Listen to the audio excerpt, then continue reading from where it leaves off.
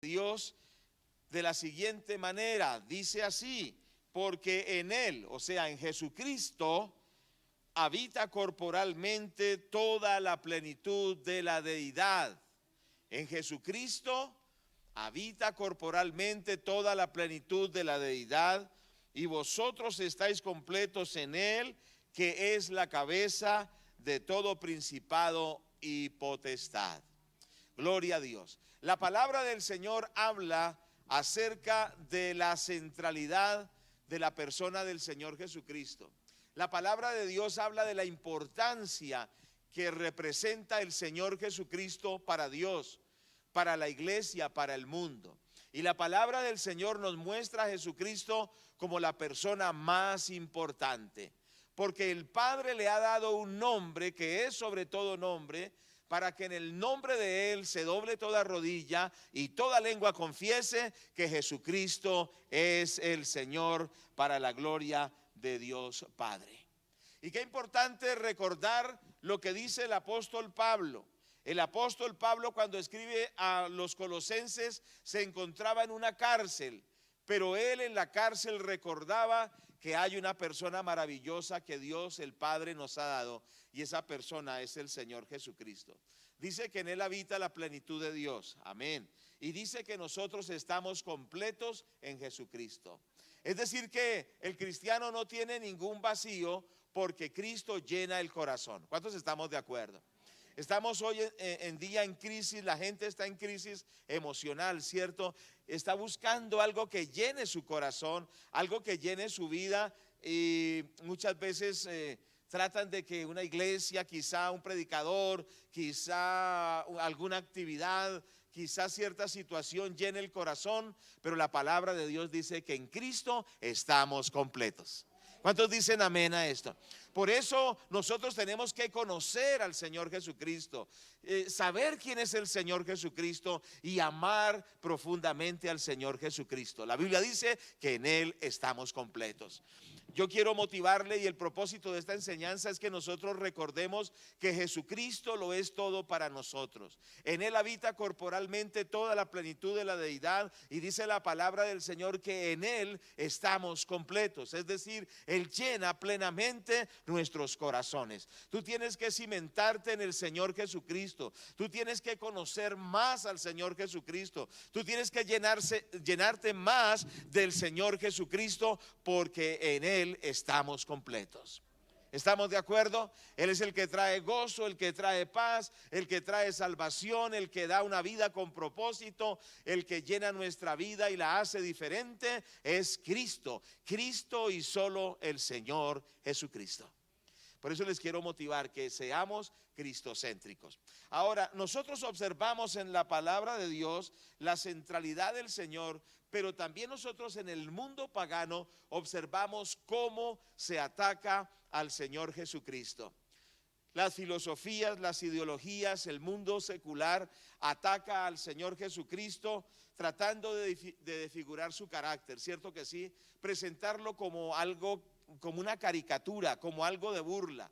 Precisamente esta semana pasábamos un video de la televisión israelí donde salía una joven con una marioneta, ¿cierto? Y hacía como que estaba crucificando a la marioneta, y la marioneta gritaba y decía: Dios mío, ¿por qué me has abandonado? Indudablemente era una burla a la obra de la cruz, porque eso es lo que el mundo le da a Cristo, le da burla, le da rechazo, menosprecio.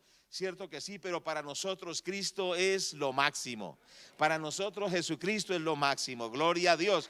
¿Cuánto le dan la gloria a Él? El mundo trata de deformar el carácter del Señor, ¿cierto que sí? De deformar su identidad, su obra, ¿cierto? De atacarlo como persona, atacar lo que Él hizo. Este mundo es opositor, es burlador, es menospreciador del Señor Jesucristo, pero para nosotros Jesucristo es la persona más importante. Por eso yo les quiero animar que nuestro amor, nuestro estudio, nuestra motivación sea conocer más al Señor Jesucristo, y que tú te vuelvas una persona cristocéntrica, que te enamores del Señor Jesucristo, porque en primer lugar Jesucristo es Dios. ¿Cuántos creen que Él es Dios? Entonces resulta que el movimiento Testigo de Jehová dice que Jesucristo no es Dios, sino que es la encarnación del ángel Gabriel o del ángel Miguel. Piensan en Jesucristo como la encarnación de un ángel, ¿cierto que sí? O sea, como algo así menos que Dios. Cuando el Señor Jesucristo le preguntó a sus discípulos qué decían las gentes respecto a él, y algunos decían, bueno, que es un profeta, que es Juan el Bautista, etcétera. Y el Señor les preguntó a ellos, y Pedro dijo, tú eres el Cristo, el Hijo del Dios viviente. Es decir, que Pedro tuvo la revelación de que cuando caminó con Cristo estaba realmente caminando con Dios hecho hombre. Entonces Jesucristo es Dios, ¿cierto que sí? Esto es muy importante entenderlo, porque según la palabra de Dios, dice que en el principio era el verbo, y el verbo era con Dios, y el verbo era Dios. El verbo es la palabra de Dios, es el mismo Señor Jesucristo. Esto dice Juan 1:1 y versículo 2 también. En el principio era el verbo era con Dios, y el verbo era Dios. Es decir, que Jesucristo en el principio estaba con el Padre en la eternidad. Hay una eternidad pasada, ¿cierto? Y hay una eternidad futura. ¿Y qué quiere decir? Desde esa eternidad pasada, Jesús el Señor estaba con el Padre, porque Jesús es eterno. ¿Por qué el Señor Jesucristo es eterno? Porque Él es Dios, ¿cierto? Entonces en Él hay eternidad. Es muy importante entenderlo. En San Juan, precisamente capítulo 1, versículo 3, la palabra del Señor nos dice que sin Él nada de lo que ha sido hecho fue hecho, ¿cierto? Vamos a mirarlo literalmente. Dice, todas las cosas en Él fueron creadas, y sin Él nada de lo que ha sido hecho fue hecho. Es decir, que el Señor Jesucristo, junto con el Padre, es el creador. O sea, como el Padre es Dios, porque es el creador y es eterno, así Jesús, el Hijo de Dios, junto con el Padre también es creador. El Señor Jesucristo creó el universo junto con el Padre. ¿Cuántos le damos la gloria a Dios? Entonces tenemos que entender que Jesucristo es Dios, ¿cierto? Colosenses 1, 16 y 17 dice que en Él todas las cosas subsisten. Es decir, que el Señor Jesucristo es el que hace que el universo no se despedace y no se destruya. ¿Por qué? Porque Él sostiene el universo. Leamos literalmente Colosenses 1, 16 y 17. Dice, porque en Él fueron creadas todas las cosas, las que hay en los cielos, las que hay en la tierra, visibles e invisibles, sean tronos, sean dominios, sean principados, sean potestades. Todo fue creado por medio de Él y para Él. Y Él es antes de todas las cosas, y todas las cosas en Él subsisten. Es decir, que Jesucristo es Dios y todo subsiste por Él. La creación no se despedaza porque Jesucristo es Dios. Qué maravilla, ¿cierto que sí? Aleluya. En el libro de Apocalipsis capítulo 5, versículos 12 al 14, la palabra del Señor nos dice que en el cielo el Señor Jesucristo es glorificado junto con el Padre. Leamos literalmente Apocalipsis 5:12, que decían a gran voz, hay una gran multitud en el cielo.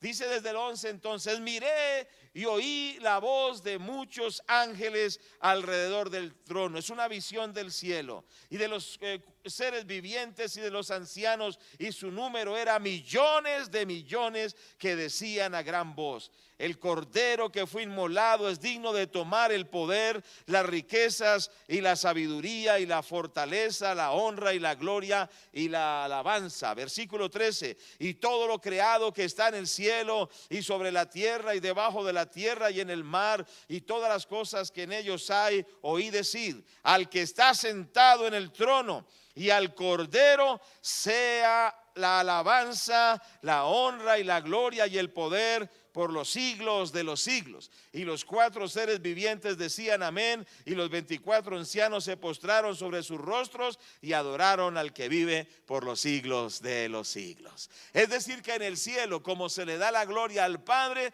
se le da la gloria también al Señor Jesucristo, que está sentado en el trono también con el Padre, porque Jesucristo también es Dios. Entonces entendamos esto: cuando hablamos del Señor Jesucristo, estamos hablando de Dios hecho hombre, ¿cierto? Y es importante precisamente ir a este punto. Jesucristo vino en carne, es decir, Dios se hizo hombre.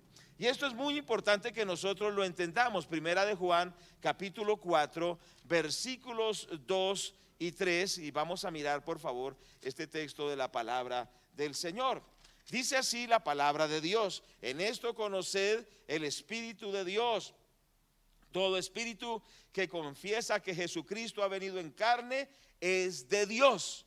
Y todo espíritu que no confiesa que Jesucristo ha venido en carne no es de Dios. Este es el espíritu del anticristo, el cual vosotros habéis oído que viene y que ahora está en el mundo. Entonces la palabra de Dios nos dice que Dios se hizo hombre. ¿Cuántos dicen amén a eso? Pero es muy importante entender que Él se hizo un ser humano así como nosotros, ¿cierto que sí? Tomó un cuerpo físico, así como usted tiene un cuerpo físico, yo también, así el Señor lo hizo. Esto es muy importante. Dice que el Espíritu Santo es el que confiesa que Jesucristo ha venido en carne, pero el espíritu que no confiesa que Jesucristo ha venido en carne, dice que es el espíritu del anticristo. Entonces entendamos que Jesucristo no vino aquí como un espíritu, Él vino con un cuerpo físico. ¿Estamos de acuerdo? Esto es muy importante, son cosas muy fundamentales, muy elementales en la doctrina cristiana, pero hay que recordarlo. Jesucristo no es un espíritu, Él vino en cuerpo aquí a la tierra. ¿Estamos de acuerdo? En tercer lugar, Jesucristo fue concebido sobrenaturalmente. Esto es muy importante. La palabra de Dios nos enseña que el Señor Jesús fue concebido de una manera sobrenatural, ¿cierto que sí? Y esto es muy importante. El factor de la encarnación de Cristo es muy atacado, especialmente por el pueblo judío y también por el gnosticismo, que lo vamos a ver más adelante, algunas doctrinas que van en contra o filosofías que van en contra del Señor. Pero la Biblia dice en Juan 8:41, les invito a que leamos la palabra de Dios. Dice: vosotros hacéis las obras de vuestro padre, el diablo. Bueno, este en sí no es el texto. Hay un texto que nos dice que Jesucristo vino en carne. Bueno, ya lo hemos visto en San Juan capítulo 4, versículo 8.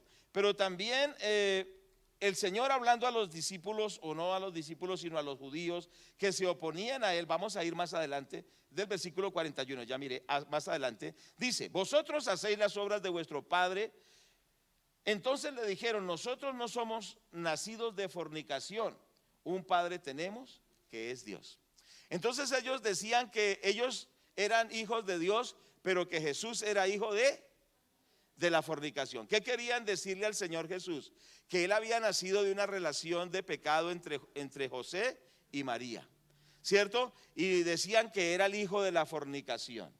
Y esto lo siguen usando los judíos como un argumento y se burlan del Señor Jesucristo, diciendo que Él fue por una relación de pecado entre José y María. Pero ¿qué nos dice la palabra en Mateo capítulo 1? ¿Cuántos damos gloria a Dios por esto?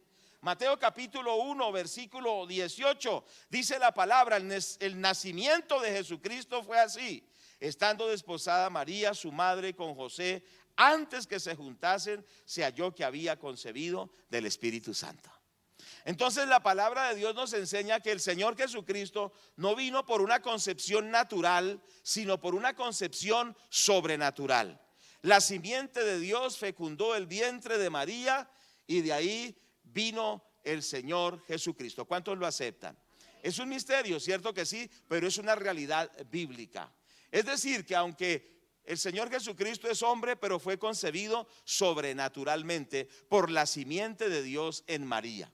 Esto es muy importante entenderlo. Esto es fundamental en la doctrina de la palabra de Dios. Pero los judíos atacan y se burlan hasta ahora de la concepción sobrenatural del Señor Jesucristo. Pero la palabra enseña esta doctrina y es una doctrina maravillosa, es real. ¿Cuántos lo creen? ¿Cuántos lo aceptan en el nombre de Jesús? Entonces lo que nosotros debemos entender es que el mundo quiere desfigurar el carácter de Cristo, su identidad, pero la palabra de Dios claramente habla acerca de Él. Bueno, también el Señor Jesucristo fue perfectamente santo. Resulta que al Señor Jesucristo lo atacan como inmoral. Por ejemplo, dijeron que él vivía con María Magdalena en fornicación, que vivía en una relación de pecado con ella. Se han atrevido a decir por una doctrina liberal que hay hoy en día, que hay una doctrina liberal, es decir, una doctrina que no es sujeta a los principios de la misma palabra de Dios. Y esa doctrina liberal dice que Jesucristo tenía como amantes a los discípulos, especialmente a Juan. Y entonces dice que Juan era su amante y era su pareja sexual. ¿De dónde sacan esto las personas? ¿Cierto? ¿Y qué pasa? Cuando la gente no quiere servir a Dios, se van a inventar tantas cosas, ¿cierto que sí? Tantas situaciones, pero el Señor Jesucristo es santo. ¿Cuántos dicen amén a esto? Vamos a 1 Corintios capítulo 6, por favor, en el nombre del Señor Jesucristo. Entonces la palabra del Señor nos habla y nos dice de la siguiente forma. Dice así la palabra de Dios: ¿no sabéis que los injustos no heredarán el reino de Dios? No erréis, ni los fornicarios, ni los idólatras, ni los adúlteros, ni los afeminados, ni los que se echan con varones, ni los ladrones, ni los avaros, ni los borrachos, ni los maldicientes, ni los estafadores heredarán el reino de Dios. Y esto erais algunos, mas ya habéis sido lavados, ya habéis sido santificados, ya habéis sido justificados en el nombre del Señor Jesús y por el Espíritu de nuestro Dios. Entonces es importante que la palabra de Dios rechaza las conductas inmorales. ¿Cuántos estamos de acuerdo con esto? Entonces el Señor no condena al pecador, pero rechaza las conductas inmorales, ¿cierto? Porque otra de las cosas que dijeron es que Jesús era alcahueta por cuando salvó a la mujer que iba a ser apedreada, ¿cierto? Que la encontraron en el acto del adulterio y la iban a apedrear. Y entonces dijeron que el Señor era alcahueta porque le salvó la vida. Pero recordemos que el Señor nos salvó la vida, nos perdona, pero el Señor le dijo a las personas que salvó: no peques más para que no te venga algo peor. Entonces, ¿qué quiere decir? El Señor no está de acuerdo con la inmoralidad. Él perdona la inmoralidad, pero no quiere que vivamos en ella, sino que la superemos y vivamos en santidad. Entonces el punto que dice aquí que estamos mirando es que Dios rechaza las conductas inmorales. Pero no solo las rechaza, sino que el Señor Jesucristo fue un ejemplo de santidad. Segunda a los Corintios capítulo 5 versículo 21. Dice la palabra de Dios: al que no conoció pecado, por nosotros lo hizo pecado, para que nosotros fuésemos hechos justicia de Dios en él. La palabra del Señor dice que el Señor Jesucristo no conoció pecado. Es decir, que él nunca practicó el pecado y no llegó ni siquiera a conocer lo que es pecar. ¿Cuántos damos gloria a Dios por esto? Por eso nosotros podemos ser santos, porque el Señor Jesucristo venció al pecado y con el poder de Cristo podemos vencer el pecado. Damos gloria a Dios porque Él es nuestro modelo, es nuestro ejemplo. Él es ese ejemplo y ese modelo que debemos seguir. Él nos da fortaleza también. Primera de Pedro capítulo 2 versículo 21 y 22 dice: pues para esto fuisteis llamados, porque también Cristo padeció por nosotros, dándonos ejemplo para que sigamos sus pisadas, el cual no hizo pecado ni engaño, ni se halló engaño en su boca. Entonces aquí nos dice el apóstol Pablo que el apóstol Pedro, que el Señor Jesucristo no hizo pecado ni engaño se halló en su boca, porque el Señor Jesucristo es perfectamente santo. Damos la gloria a Dios por eso. Entonces nosotros debemos entender que el mundo secular, o sea, el mundo que significa el sistema sin Dios, siempre va a atacar al Señor Jesucristo. Desde mucho tiempo atrás Hollywood ha sacado películas burlándose del Señor Jesucristo, haciéndolo como una caricatura, dañando su imagen moral. Pero para nosotros, según la palabra de Dios, observamos y vemos que el Señor Jesucristo es perfectamente santo. ¿Cuántos dicen amén a esto? Y esto tiene a nosotros que fortalecernos en fe y poder vencer los ataques contra la persona del Señor Jesucristo. Recuerde que ese es un plan de Satanás, de figurar a Cristo ante la sociedad, ante el pueblo de Dios, ante la gente, ante los niños, ante los hombres. Pero esa trampa de Satanás no le servirá, porque Satanás fue destruido en la cruz del Calvario y Jesucristo es el Rey, el Señor, que murió pero resucitó y es poderoso. Amén. San Juan capítulo 8 verso 46, vamos a mirar allí la palabra. Dice el Señor en este texto que a Él nadie lo redarguye de pecado. Entonces, resumiendo lo que estamos viendo en este punto, es que la Biblia enseña que Jesucristo es absolutamente santo. ¿Cuántos lo aceptamos? Estaba leyendo un artículo donde dice que en China hicieron una nueva versión de la Biblia hecha por el gobierno chino, en el cual mencionan a Jesucristo y le colocan varios errores morales y le colocan varias cuestiones de que no era, por ejemplo, lo presenta como un ladrón y le coloca ciertas cosas negativas. Es decir, usaron el texto bíblico, pero le introdujeron otros textos para desvirtuar al Señor Jesucristo. Mire que esto lo hace el gobierno chino, porque odia a Jesucristo. Xi Jinping, el presidente de China, dice: el cristianismo tiene que salir de China porque no le pertenece a China el cristianismo. Pero entendamos que el cristianismo, y más bien Cristo, es para toda la gente, para todas las personas, para todos los pueblos, para todas las razas, para todas las personas, porque Él es el Salvador de todos los hombres. ¿Cuántos dicen amén? Entonces entendamos el ataque tan brutal contra el Señor Jesús y seamos cristocéntricos. Entendamos que van a atacar la deidad de Cristo. Van a decir que no, que Él es cualquier persona por ahí. Van a atacar y seguirán atacando que Él no vino en carne. Van a atacar que Él no fue concebido sobrenaturalmente por el Espíritu Santo. Van a atacar su carácter moral y van a decir que Él en realidad no fue santo. Van a atacar la obra de la cruz. Y esto es muy importante. Por ejemplo, el mismo Papa resultó diciendo que Jesucristo había fracasado en la cruz y que la cruz era la historia del fracaso de Dios. Qué cosa tan absurda, porque la Biblia más bien nos enseña que en la cruz el que fue derrotado no fue Jesús, sino que en la cruz el que fue derrotado fue Satanás.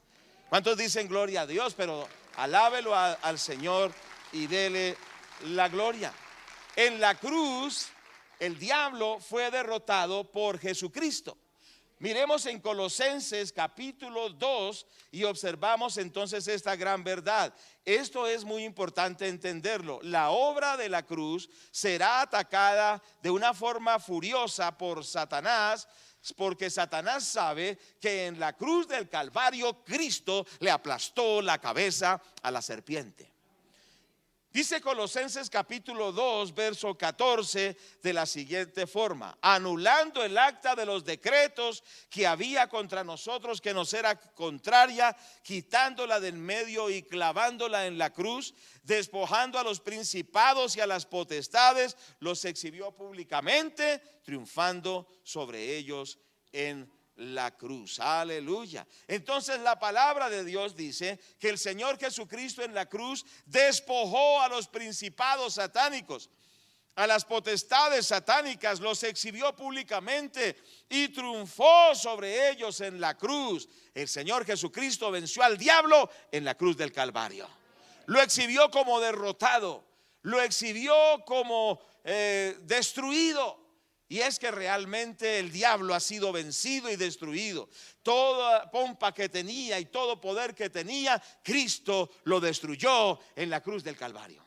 Por eso el mensaje de la cruz tiene que ser céntrico en nosotros, porque a nosotros no nos salva un predicador, no nos salva un pastor, no nos salva un líder, ni siquiera una iglesia. A nosotros nos salvó el Señor Jesucristo, que fue clavado en la cruz del Calvario. ¿Cuánto le damos la gloria a Dios? Y es muy importante que todos nosotros entendamos esto, porque algunos están viviendo un evangelio superficial. basado en las pocas palabras de aliento que alguien le dé, una llamada telefónica o una visita, y eso está bien. Algunos están basados en lo hermoso de la música, de las melodías cristianas, y eso tiene cierto valor, es también muy importante. Otros están enfocados por lo bonito de los programas y por lo estructurado de los programas, pero yo quiero decirle que hoy y siempre solamente tendremos fortaleza cuando entendamos que ese Dios que se hizo hombre murió en la cruz del Calvario y allí selló nuestra salvación eterna y nos dio vida y nos dio victoria sobre Satanás, sobre el pecado y sobre la muerte. Tú tienes que afianzar tu vida en Jesucristo. Y yo quiero hablar al liderazgo. No basen a las personas en ustedes y en su personalidad. Llevemos a las personas para que crean en el único que los puede salvar. Juan el Bautista dijo: yo predico y proclamo a uno que viene detrás de mí, pero que es el verdadero, del cual ni soy digno de desatar las correas de sus sandalias. Y esa es la labor nuestra. Solo somos una voz. Nosotros no somos los redentores. Solo predicamos de aquel que puede salvar a la gente: Jesucristo, el Hijo de Dios. Aleluya. Bendito el nombre del Señor. Ustedes, amados, y yo y todos tenemos que centrar nuestra vida en el Señor Jesús. Porque cuando vienen los ataques del infierno, cuando vienen grandes tentaciones, grandes pruebas, cuando vienen enfermedades, cuando vienen crisis económicas, cuando vienen persecuciones y cuando vienen tantas crisis, lo único que lo hace permanecer a uno en Dios es saber que ha creído en el bendito Hijo de Dios. Y así como Jesús venció a Satanás y al mundo, nosotros en Cristo vencemos lo que sea, porque nuestra fe no está fundamentada en los hombres, sino en la persona maravillosa de Jesucristo. Si tú no has sido cristocéntrico, tienes que serlo desde hoy. Centrarte en la persona de Jesús y decirle al Padre: Señor, revélame a Cristo. El cristianismo se ha desarrollado en diferentes contextos históricos, en diferentes contextos sociales, en diferentes contextos, ¿cierto? Pero el cristianismo ha demostrado que es poderoso, no importa en qué momento de la historia hayan vivido las personas, no importa qué situación hayan tenido que pasar. Cristo ha demostrado que es poderoso en todo tiempo y que nunca falla y que permanece y que nos da seguridad y vida eterna. Yo te quiero rogar y pedir: centra tu vida en Cristo. Centra tu vida en el Señor Jesucristo. Enamórate del Señor, conócelo. Yo les había pedido que para hoy leyéramos el libro de Colosenses. Si no lo leyó esta semana, léalo varias veces. El libro de Colosenses es el libro más cristocéntrico que escribió el apóstol Pablo. Es un libro pequeño pero contundente, compacto, que habla de la deidad, de la grandeza, del poder y de la majestad de Jesucristo. Lee el libro de Colosenses varias veces esta semana. Dile al Señor que lo revele a tu corazón y que pueda ser lleno de la presencia y de la verdad de Cristo en tu vida. Otro gran ataque contra Cristo es, por ejemplo, que Él realmente no murió en la cruz, ¿cierto?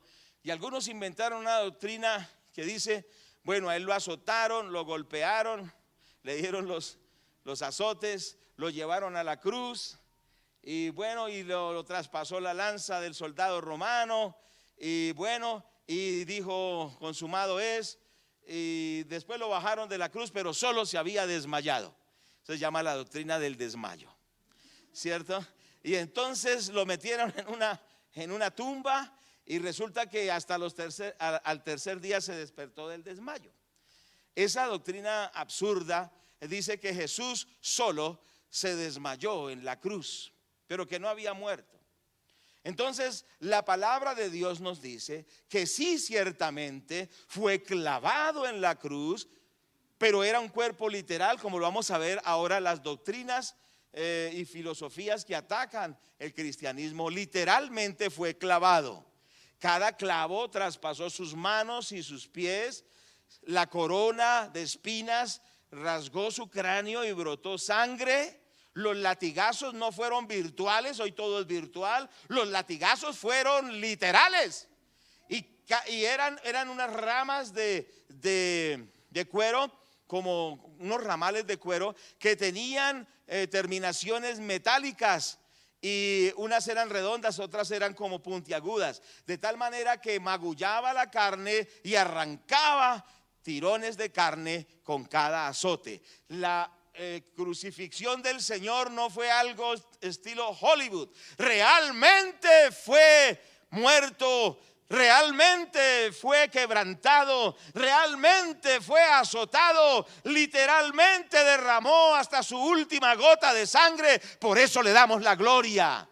Por eso nosotros no somos tibios, porque al mirar la obra de la cruz, ¿quién puede ser tibio? Si Él, siendo Dios, se hizo hombre y se dejó clavar en una cruz para salvarme, ¿cómo puedo tener un cristianismo frío? ¿Cómo puedo tener un cristianismo tibio? No, al ver a Cristo en la cruz y lo que hizo por mí, hay fuego del Espíritu Santo, hay amor por Él y hay una exaltación y una adoración profunda, porque Él es muy bueno que murió por mí. Dele gloria a Dios, aleluya. Entonces es muy importante que el pueblo cristiano no sea tibio, como si hubiese sido solamente algo de Hollywood. Lo de la cruz, realmente Él murió por nosotros y tenemos que amarlo, porque nadie ha muerto por nosotros. Nadie. La gente dice te amo, pero Él no está dispuesto ni a quemarse un dedo por ti con un fósforo. Pero Jesús murió por nosotros, nos dio todo y a Él lo amamos. Necesitamos ser cristocéntricos. Aleluya, amén. Entonces Él realmente murió en la cruz. Estos son verdades que nos dan victoria contra Satanás. Porque si usted dice, bueno, como que lo que pasó fue que solo se desmayó, entonces Satanás toma argumento. Pero cuando usted tiene la convicción de lo que enseña la palabra de Dios, la evidencia histórica de que realmente murió, entonces usted sabe que si Él murió, pues el enemigo ha sido derrotado. ¿Cierto que sí? Esto es muy importante entender. Jesucristo no solo se desmayó en la cruz, ¿cierto que sí? Sino que dice que el Señor Jesucristo murió, fue sepultado, pero resucitó al tercer día. ¿Cuántos damos gracias a Dios? Jesucristo está vivo. ¿Cuántos dicen amén a esto? Entonces el libro de Juan capítulo 20 versículos 1 al 10 nos dice que estas mujeres que seguían a Jesús fueron a mirar la tumba y la encontraron vacía. No estaba allí el que había muerto. ¿Y por qué no estaba? Porque Dios lo había resucitado. Estas son realidades de la persona de Cristo, que nosotros tenemos que tomarlas como un arma contra el secularismo, contra el satanismo, contra el gnosticismo, cuantas otras cosas que vamos a ver, ¿cierto? Y tomarlas como esa arma espiritual y vencer los embates del secularismo y del mundo contra el Señor Jesús. Primera a los Corintios capítulo 15 versículo 4, la palabra del Señor nos dice de la siguiente manera. Ahora, esto que yo estoy explicando es muy profundo, pero estoy dando algo pues muy elemental. Muchos han escrito cantidades de libros sobre esto que estamos viendo, pero estamos limitados a una enseñanza hoy. Pero yo le animo que usted ahonde estas enseñanzas, si usted conozca por la palabra, cierto que sí, lo que Cristo hizo por nosotros. Esto es sencillamente una alerta para que nosotros nos despertemos y entendamos en qué estamos. Primera a los Corintios 15:4 dice: y que fue sepultado. Pero vamos al versículo 3. Porque primeramente os he enseñado lo que asimismo recibí, que Cristo murió por nuestros pecados conforme a las escrituras, o sea que había sido profetizado que él moriría en la cruz. Dice el versículo 4, y fue sepultado y que resucitó al tercer día conforme a las escrituras. O sea que se había profetizado que moriría, pero que resucitaría. Jesucristo está vivo. Dele gloria al Señor. ¿Cuántos lo creen? Y es importante entender que Él está vivo. Hay tumbas famosas por los restos que hay en ellas. Algunos los han embalsamado y hay un video que vamos a pedir que lo coloquen en esto de la Iglesia Unida, por favor, en el WhatsApp de la iglesia, para ver que, por ejemplo, hay un artista español llamado Salvador Dalí. ¿Recuerdan que era el de los bigotes largos? ¿Cierto? Muy famoso por ese bigote extravagante. Lo embalsamaron, ¿cierto? Pero si usted lo toca, se da cuenta, obviamente, está muerto, por supuesto. Han embalsamado al máximo líder comunista de China, Mao Zedong, pero está muerto. Está en un lugar donde se exhibe su cuerpo. A Vladimir Lenin también lo embalsamaron, pero está muerto. José Stalin también lo embalsamaron, y usted puede ir y encuentra el cuerpo embalsamado también de José Stalin, de Ho Chi Minh de Vietnam, de Kim Il-sung de Corea del Norte, Kim Jong-il de Corea del Norte, y hasta Hugo Chávez está también allí en el museo, en el cuartel de la montaña, embalsamado. Pero indudablemente esos lugares son famosos por lo que contienen: muertos, momias, cierto que sí, que producen este error. Pero el Señor Jesucristo está vivo. Gloria a Dios. ¿Cuánto le damos la gloria al Señor? Aleluya, exáltalo, dale la gloria. Bendito el nombre del Señor. Tú no estás siguiendo a un líder que murió. Por eso la iglesia cristiana no tiene un papa. La iglesia cristiana no tiene un máximo jerarca y dice seguimos todo lo que diga. No tiene un pastor que diga es lo máximo, porque en el cristianismo el máximo es Jesucristo. Él es el centro de la iglesia, es el centro de nuestra vida, es el Rey de Reyes, es maravilloso, aleluya. Y dice el apóstol Pablo, en Él vosotros estáis completos. Por eso le pido al Espíritu Santo que todos nosotros conozcamos verdaderamente a Jesucristo. Cuando tú conoces a Jesucristo, no hay lugar para el desánimo. Cuando tú conoces a Jesucristo, no hay lugar para volver atrás. Cuando tú conoces a Jesucristo, ni aún las amenazas de muerte te hacen volver atrás, porque tú sabes, como dice la palabra, yo sé en quién he creído. Y cuando tú sabes en quién has creído, vencerás lo imposible, porque con el Señor Jesús todo lo podemos vencer. Amados hermanos, conoce a Jesús, llénate de Jesús, pídele al Espíritu Santo que te revele quién es Él, llénate de Jesucristo y tú tendrás victoria, no importa lo que venga. Gloria a Dios. En Cristo estamos completos.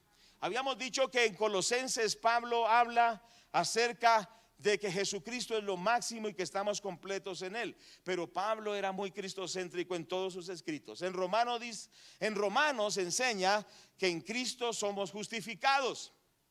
En 1 Corintios nos enseña que en Cristo somos enriquecidos. En 2 Corintios nos enseña esencialmente que en Cristo somos confortados. En Gálatas nos enseña primordialmente que en Cristo somos libres. En Efesios nos enseña básicamente que en Cristo somos vivificados. En Filipenses nos dice que en Cristo somos felices. Y en Colosenses nos dice que en Él estamos completos. Cristo es el centro. Gloria a Cristo el Señor. Aleluya, gloria a Dios. Saca tiempos para decirle: Señor Jesús, te amo, gracias. Pero por supuesto también al Padre y también al Espíritu Santo, porque creemos que Dios es, que el Padre es Dios, el Hijo es Dios y el Espíritu Santo también es Dios. Creemos en el Padre, en el Hijo y en el Espíritu Santo. Pero que le podamos dar la gloria. Desde el principio hubo muchos enemigos contra el Señor Jesucristo, cierto que sí, o reemplazos supuestos de Él.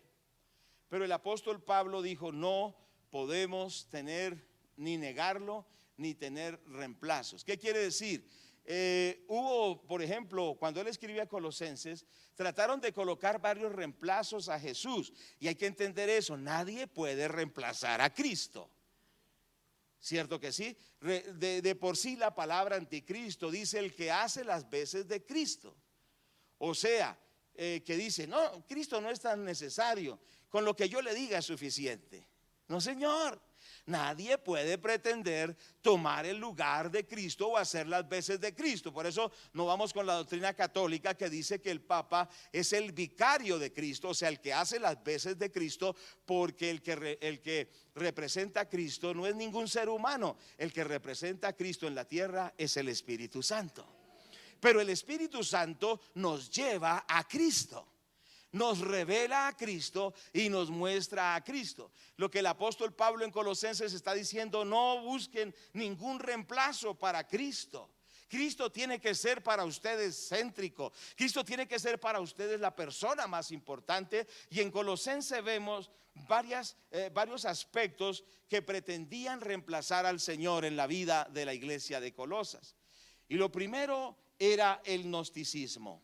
Y lo quiero explicar brevemente. El gnosticismo fue el más crudo enemigo del cristianismo desde el principio, porque el gnosticismo se basaba en el conocimiento. Decía: si tú quieres ser salvo, tienes que tener mucho conocimiento. No basta la fe, decía, tienes que conocer todo lo que tú necesitas conocer. Y es importante el conocimiento, pero no llevarlo a un estatus de reemplazar a Dios. El gnosticismo atacaba al cristianismo porque lo trataba de superstición, ¿cierto? Y hoy, ¿cómo lo podríamos aplicar? Hoy existe el movimiento gnóstico, pero podríamos aplicarlo hoy al culto al intelectualismo. Es decir, personas como los griegos cuando Pablo predicó en el Areópago, que lo único que se preocupaban era de saber algo nuevo. Y hoy la gente lo único que buscan es nuevas filosofías, nuevas teorías, y su mente se ha envanecido de tantos conocimientos vanos que para ellos Jesucristo no les llega ni al tobillo, porque saben tanto, saben tantas cosas, tantas filosofías, tantas doctrinas, tanta historia, tantos conceptos, que Jesucristo para ellos no importa nada. El orgullo intelectual lleva a muchos a su destrucción. Indudablemente tenemos que cultivar el intelecto, porque para eso Dios nos dio intelecto. Tenemos que leer, tenemos que ilustrarnos, tenemos que aprender, porque Dios nos dio inteligencia. Pero tenemos que entender que el único que nos salva es el Señor Jesucristo. Pero dele la gloria a Dios. Aleluya. Hoy en día los púlpitos se han llenado de solamente teorías, de profundidades pero asombrosas de la teología, de las raíces griegas y las raíces hebreas y un poco de cosas, de tal manera que Jesucristo cada vez es más minúsculo para ellos. Y para algunos teólogos Jesucristo no les da la talla, porque se han envanecido. Lo que conozcamos nos ayude a entender cuán grande es el Señor, y que cada día, cuando estudiemos más sobre la palabra de Dios, entendamos cuán grande y cuán maravilloso es el Señor Jesucristo, y que todo lo que aprendamos nos lleve a ir de rodillas y a darle la gloria al único que la merece, al Rey de Reyes y Señor de Señores. El gnosticismo fue el gran enemigo en su tiempo. Ahora, no estoy hablando en contra del intelectualismo, no. Lo que estoy diciendo es que no coloquemos al intelectualismo como un Dios, porque el único Dios es el Padre, el Hijo y el Espíritu Santo. Pero también había otra que generó el gnosticismo, bueno, ya me queda un minuto, oren por mí. El gnosticismo generó el docetismo, y el docetismo decía que Jesús no pudo venir en carne, porque si era Dios, Dios no se iba a meter en un cuerpo físico, porque el docetismo decía que el cuerpo físico es malo y que Dios cómo se iba a encarnar. Pero el cuerpo del ser humano no es malo, ¿cierto? No es que es templo del Espíritu Santo. Se ha contaminado por el pecado, pero esencialmente Dios creó al ser humano, su cuerpo es creación de Dios. Por eso Dios tomó un cuerpo también físico. Entonces el docetismo decía que Jesús no tenía un cuerpo físico, sino que parecía un cuerpo físico, es decir, que era como un fantasma. Y que el que murió en la cruz no fue él literalmente, físicamente, sino que era como una semejanza, algo así como un fantasma realmente. La Biblia no dice eso. La Biblia dice que él se encarnó, tomó cuerpo físico. Sí lo hemos entendido en la palabra de Dios, ¿cierto que sí? Entonces es muy importante entender. Bueno, vamos a concluir.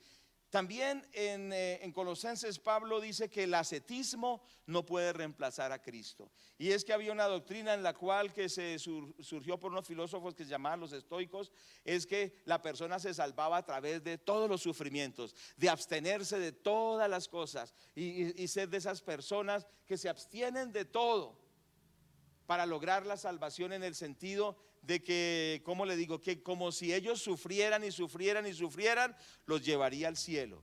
Entonces el apóstol Pablo dice que esto tiene hasta cierta reputación para limitar nuestros instintos, pero que el único que nos puede salvar realmente del pecado y de las pasiones carnales es el Señor Jesucristo. Pero también Pablo ataca el hedonismo, que era totalmente lo contrario al ascetismo. Era que la persona, para tener una vida plena, debía darse todos los placeres de esta vida.